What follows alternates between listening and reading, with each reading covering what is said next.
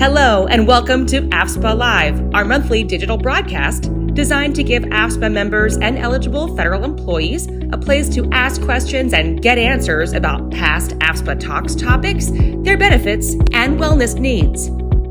You can ask your question through the chat box on whichever social media platform you're streaming AFSPA Live, YouTube, Facebook, or LinkedIn.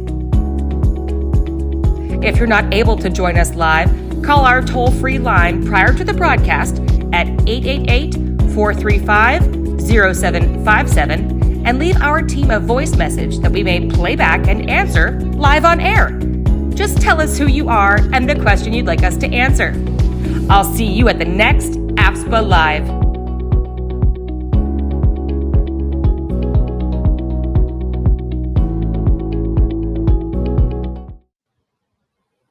Hi, everyone. Welcome to AFSPA Live, a live video broadcast Q&A session that we stream every last Thursday at 11 a.m. Eastern. My name is Maddie Norton, and I'm a communication coordinator at AFSPA, and I will be moderating the show today. And today we have a couple of special guests, I should say. We're going to be discussing retirement, and with us today we have Edward Capers Jr., and then we also have two guests with our CEO, Kyle Longton. Yes, it is Take Your Child to Work Day. I have my oldest. This is Cora, and this is Lucy. They have sat through me talking through AFSPA structure and an overview of Medicare today, so I think they're ready for a different career after that, perhaps. Absolutely. But they can listen in as we talk about retirement before they even start their careers. Absolutely. And I think, Maddie, I'll pause there if you would like to introduce our guests a little bit more. Yes. We have a great guest with us today. Mr. Edward Capers Jr. is currently the director of the Office of Retirement, Bureau of Global Talent Management, and he has served in that capacity since July 2021. He previously served as the deputy director of the Office of Retirement from June 2010 through June 2021, and he was awarded Certificate of Heroism from Diplomatic Security in 2019. He has all kinds of experience in retirement and is here to answer all of your questions here today. And we are so excited. And I will just add a personal hello. Ed, you were one of the first people I met when I first started working actually at my previous job at Dacor back in 2008. And I've been delighted to have the opportunity to work with you since. So we are so lucky to have you, and thank you for agreeing to do this and offer your expertise today. Well, I thank AFSPA for inviting me and the members and officers for having us on today. Thank you. Of course. And we'll start with an easy question, if you will. How does one who is, either a member of FSBP or was a part of foreign service, how does that retirement process kind of look like or start? Yes, since Office of Retirement handles all foreign service retirees for all foreign affairs agencies, and we handle civil service for the Department of State. We have a platform called Employee Retirement Portal, which an employee would log on and answer a few questions, and once they hit submit, it would automatically populate their forms and send it to a retirement counselor who would contact them within 10 business days. Now, if you're outside the system, we can populate the forms and mail it to individual, or they can come by the Office of Retirement and we would assist them on processing the forms. I want you to know that civil service and foreign service process are treated the same, exactly the same. The only difference is that for foreign service, the Department of State is responsible for their annuity and keeps them. For the civil service, it's the Office of Personnel Management. Once CGFS, which is our payroll office, receives the civil service information, they attach the pay records, which are referred to as IRR cards, individual retirement records, and that is placed along with retirement application and documents and forward to OPM for processing. But that's a quick summary of the process, which you try to make it as easy as possible. Yeah, it's a topic that I'm learning lots of things about since I have a couple more years before I will hit retirement age. But let's start with a question we've gotten. Once I retire, can I keep my current FEHB health plan benefits? If you've been enrolled 5 years previous to your retirement date or your first eligibility to enroll, you can keep your FEHB, and the cost is exactly the same as active employees. There's no change in cost. You pay exactly the same as active employees as an annuitant. All right. A similar question, do I have the option to change my health insurance coverage after I retire? The answer is yes. There's open seasons once a year for annuitants. Also, qualifying life events like marriage, birth of a child, death, divorce. Those all count qualifying life events. So you do have opportunities to change health plans as an annuitant or retiree. All right. And I'll just add, you can go to opm.gov and find a full list of those qualifying life events, or take a look at the official standard form 2809 SF 2809 that lists those. But you'll want to skip down to I think it's about page 11, where it starts with the qualifying life event codes that begin with a 2, which are for people who are no longer participating in what's known as premium conversion. All the 1 are for active employees. After that, you get into 2 for annuitants, and then even beyond that for surviving spouses and so forth. So check the code, check the heading on each section. All right. Good information to have. Okay. Next question. What if I continue to work for the government after I retire from the foreign service? How does that work with everything? Now, this question is the answer going to be it depends. Now, if you retired foreign service and you decide to come back to a federal position, whether it be in DOD or any other federal agency, your annuity is suspended, and your FEHB will come out of your salary of your new federal position that you're reemployed in. If you are a civil service and you come back reemployed, your salary is offset, but your pension annuity continues. All right. Okay. And what can I do if I'm eligible to continue my health benefit coverage, but my retirement payment will not cover the cost of my premium? And those situations do happen sometime. You'll be allowed to submit payment either by check or credit card, or the other ways to make payments. So you'll still be able to keep your health coverage. They may send you a coupon book, or they may send you a way to make the payments directly, but you'll be able to keep your health coverage. All right, that is good to hear. This is something that my team kind of talked about, and I had to ask, what is this? But first of all, what is the TSP, the Thrift Saving Program, and then how much can I contribute to it, and when can I start withdrawing from it? So a 3-parter question. Yes, TSP is the government's 401 plan that allows deductions are made each pay period based on what you elect. You can either do a percentage or you can do a specific dollar amount, and that comes out each pay period, and that goes to the TSP account. Now, what's tricky is when people always say, when can I start taking out? It depends. If you retire on a full annuity, you can start making your deductions. You can set up your deductions directly with TSP. Everything you do will be with TSP. So I highly recommend make sure you have your account set up and your PIN information so you can log on to your account, because everything you do will be done with TSP.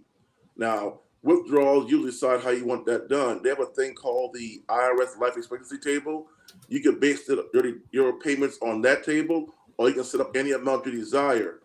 Also, you can do a partial withdrawal after 59.5, and then you can set up the rest in payments. So you have several options of how you want to withdraw and your payments made to you.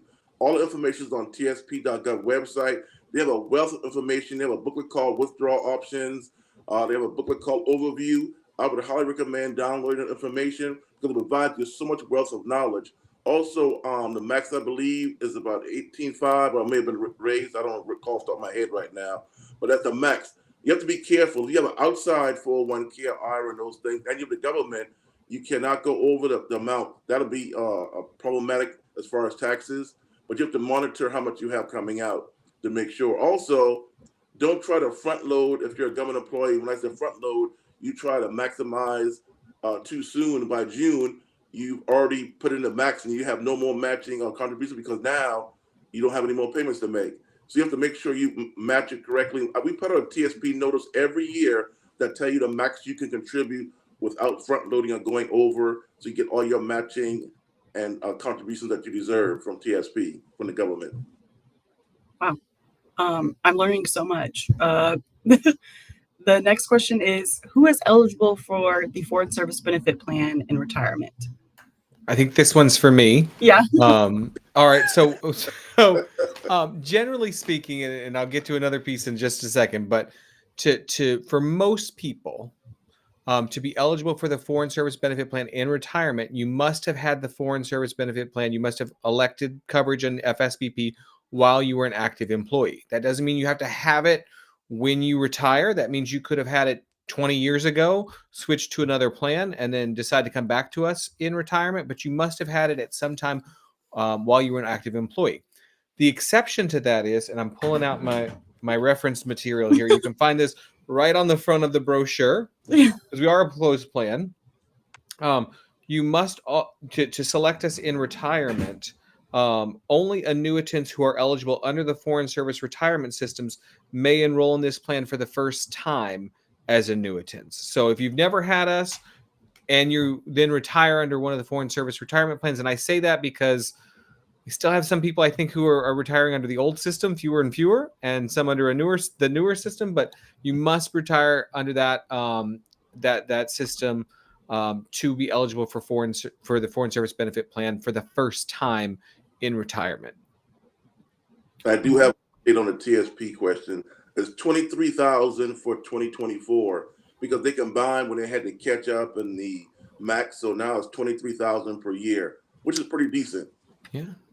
Yeah, that is. So, and if I can jump in real quick, and I have a question. So, sometimes people are, and we may be getting to this, but sometimes people are eligible to retire long before what we typically think of as the retirement age, long before 65. They met maybe their years. What happens if they decide to delay their annuity? What effect might that have?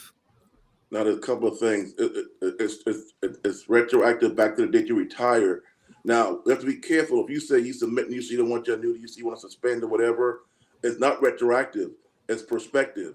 So I always tell people, if you apply for your annuity, you start it, you say you don't want it, you want to suspend it or whatever, those payments aren't retroactive. It goes prospective.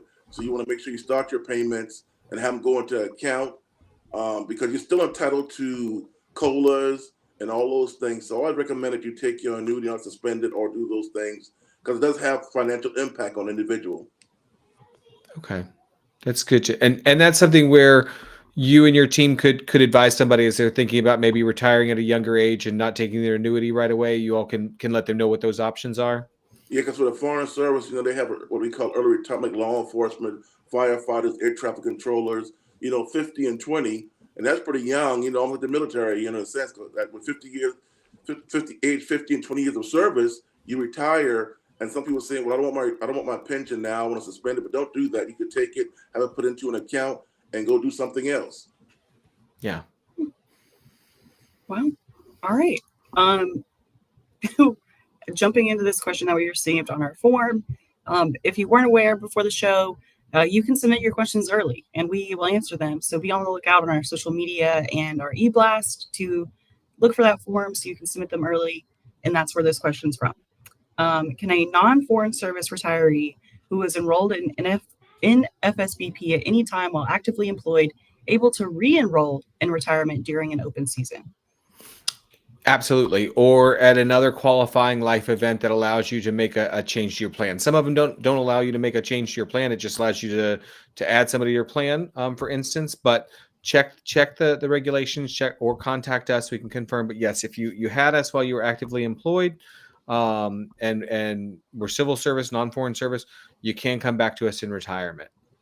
All right. This is a question we got from the form as well. They said, I joined the Department of State as a Foreign Service officer in 2005, following prior 4 years with the legacy INS, but converted back to civil service in less than a year. They are asking, kindly confirm my eligibility year and age for retirement. So they were Foreign Service, now they converted back to civil service. Foreign Service is age 50 with 20 years of service. For the civil service, it's your minimum retirement age based on the year you were born. For most folks, it's probably 57. So if you're 57 with 30 years of service, you're eligible for retirement. Or if you're 60 with 20 years of service, you're eligible for immediate annuity. Or you're 65 with at least 5 years of service, you're eligible for retirement under civil service. All right. And if someone had this question, like who would they go to at their job to ask this? They can always call this Human Resource Service Center, and I'm All gonna right. give their number. It's Okay. 1-866-300-7419. That's 1-866-300-7419. That's toll free. Or if you're overseas, outside the United States, it's 1-843-308-5539. And if those does not work for you, you can always shoot an email to hrsc@state.gov, hrsc@state.gov, and they can answer your questions or they will forward it to the appropriate office for follow-up. Got it. All right. And we have that number on the screen right there. So if anybody needs that, write it down, call it right now, maybe. And then Kyle has provided the email, which is hrsc@state.gov. Super easy. As Ed said, it's Human Resource Service Center, just the initial letter for each of those at state.gov. They do, I mean, it's a great address for really any kind of question you have throughout your career and your retirement, I think, related to this. And Ed, I appreciate you confirming they'll make sure it gets to the right place if they're not the right place. And also RNet, which is primarily for annuitants now, they're upgrading RNet to make it more focused for annuitants. There'll be information there also. The GTM Bureau and the Department of State is dedicated to making sure annuitants get the utmost service. It's not, people say when you're gone, you're forgotten. I want you to know that GTM Bureau and the Department of State Senior Leadership constantly checks on annuitants and reminds us to make sure they are provided the utmost service from the department. All right. Good to know. We just have a bunch of links on the page. So rewind if you need to, watch this back after it goes live, which all of our lives go immediately to our YouTube channel after we film them. So if you are in a different time zone and can't make the 11 a.m. Eastern time, we completely understand, and you can watch it later when you wake up or when you go to bed, whenever, no matter where you are. All right, moving on to another question we got on our form. Someone asked, my wife is the sponsor. She is age 59 and will look to retire at 60 next year. I am age 63 and a non-U.S. citizen, but a green card holder. Am I able to take Medicare at age 65, or will I need to wait until she is 65? I think this is me, right, Ed? Yeah. Sorry. So, and the what I'm going to answer is going to be very general and also direct you to contact Medicare, just to confirm a couple things. So the answer is take Medicare. If you the reason I'm going to tell you to contact Medicare is to confirm your eligibility, just to make sure. If you're a green card holder, I will assume that you've been working, paying into Medicare and so forth, but contact them to confirm your eligibility one way or the other. Now, generally speaking, assuming you are eligible, you can enroll in Medicare starting at age 65. That is your initial period of eligibility. And based on this, since and assuming by sponsor you're saying that your spouse is providing the health insurance, you're covered as a dependent, I would say absolutely go ahead and enroll in Medicare Part A at age 65. There's typically no cost, but that's why I want you to contact Medicare, confirm if you are eligible for premium-free Medicare Part A. There's no downside to that. But since you will be reaching the age of 65 and be covered under your spouse's plan, and she will be a retiree, that will be considered a retirement plan rather than active employment group health insurance. So that's also your opportunity to make your decision on Medicare Part B. B as in boy. And that one does have premiums. You do have to pay for that. And some people choose to enroll in that. Some people choose not to. I will point you back to our YouTube page, to our YouTube channel, I should say, to watch the almost hour-long presentation on Medicare that I did in March, just because it is an individual decision and it is a complicated question that involves your tolerance for risk, how much you will pay based on your income, because Medicare Part B does scale up based on how much your income was 2 years prior. So there's a lot of factors there to consider, and I'm happy to talk one-on-one or refer you to a colleague to talk one-on-one. In fact, I have a call with someone at noon today and in the next hour to talk through just this issue with them. So encourage you to go back and look at that, but definitely age 65, it is an individual policy with Medicare. So that is when you are eligible. That's when you want to make the decision. All right. And I just have a follow-up question because I know I've seen this asked before at annual meeting or other lives.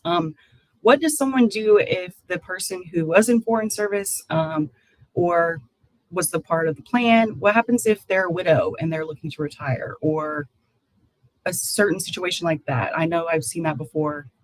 Not sure if that's something you guys can answer. Well, please, Ed. Kyle. Well, there's two things here. If the person's active federal employee, a little one carrying the health coverage, at retirement, if this elects survivor benefit, no matter what happens, their spouse he or she will be protected because they have survivor benefit elected. They automatically will be able to get FEHB. If they didn't elect survivor benefits, then they won't be able to keep FEHB.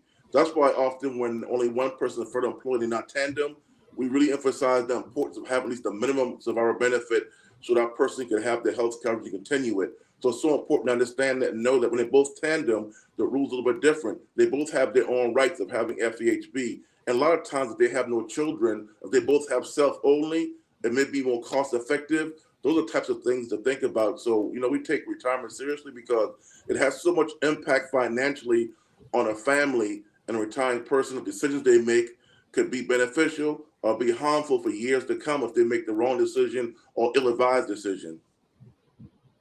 Very true.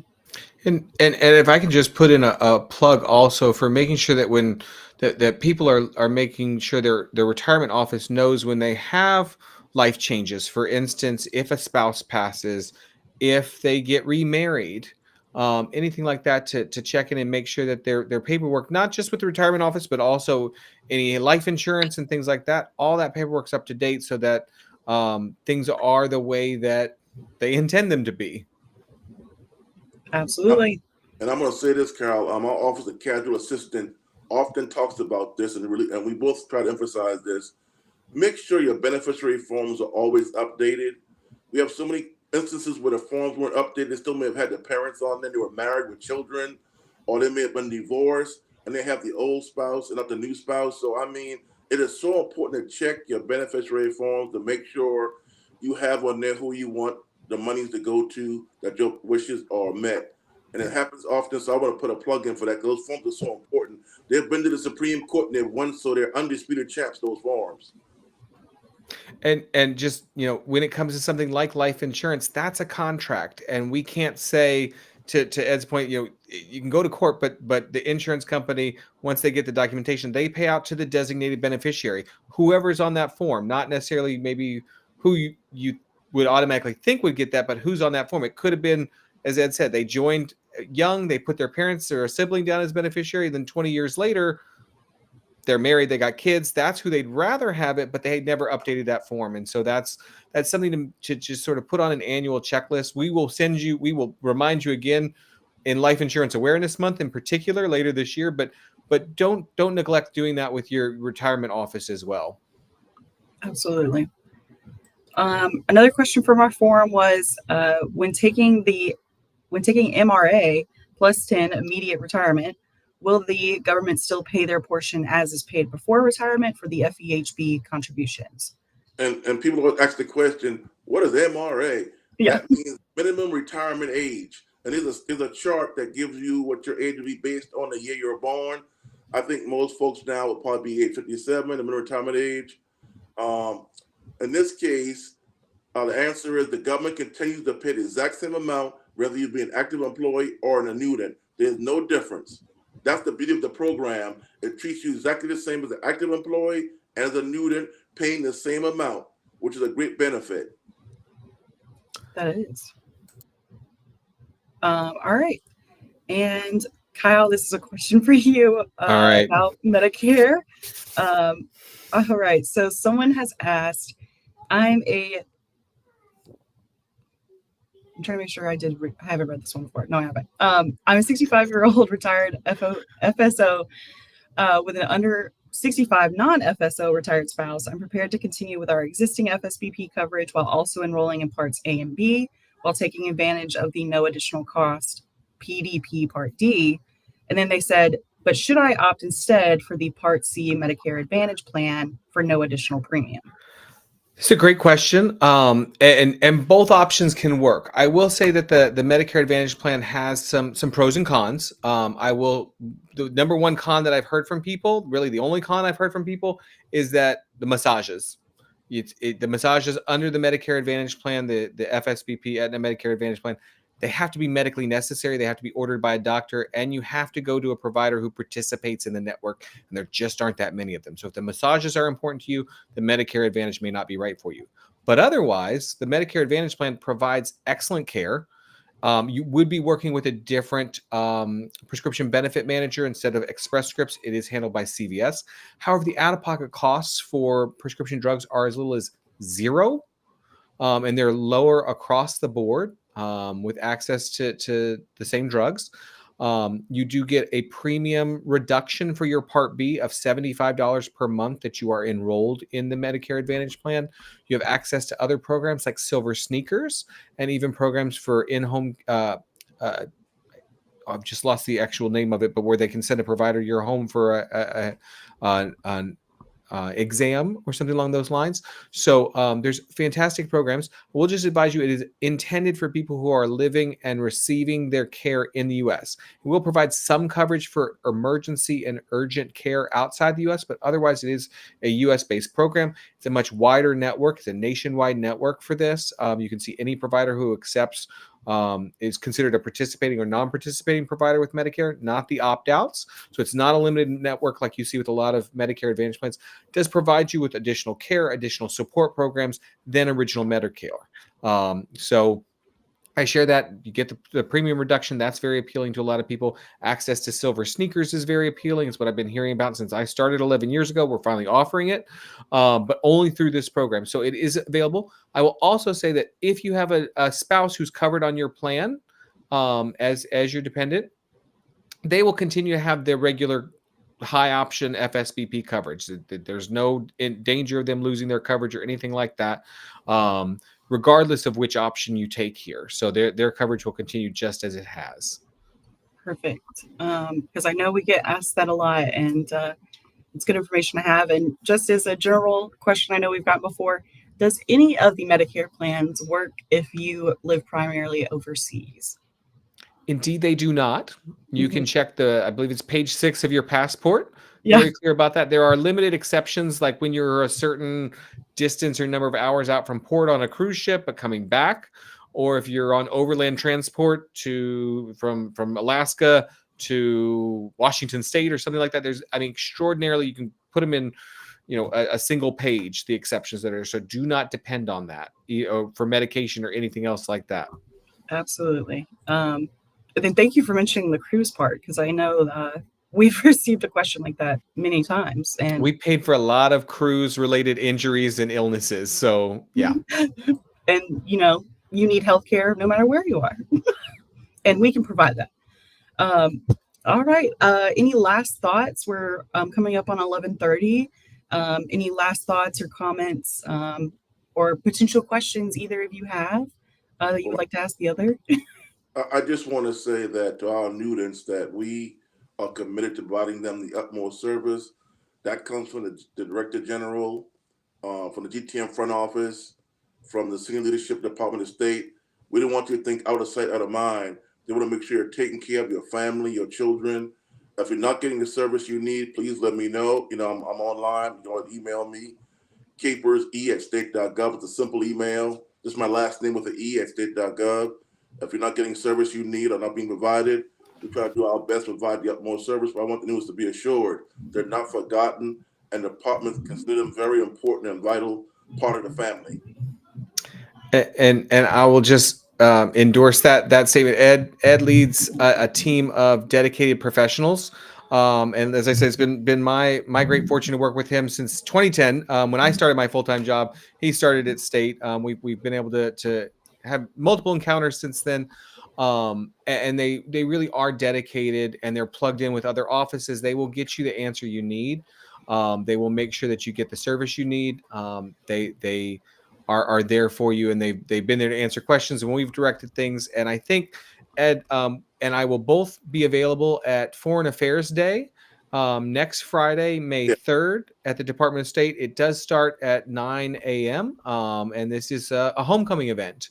And it is also a celebration of the 100th anniversary, the centennial of the Rogers Act, the Foreign Service Act. So we'll have a message from Secretary Blinken, Deputy Secretary, and will be speaking, and DG Marcia Bernicat will be leading the day's event. So please come see us if you're going to be there. We look forward to announcing that. Ed and his team can do a lot more. I'll be there talking about the Senior Living Foundation. So we hope to see some of you there. And Cal, I just want to mention, I'll be remiss not to mention, how close we work with HRSC, Human Resource Service Center, and CGFF, our payroll. We're only as good as we work together. Those two offices provide us a lot of support.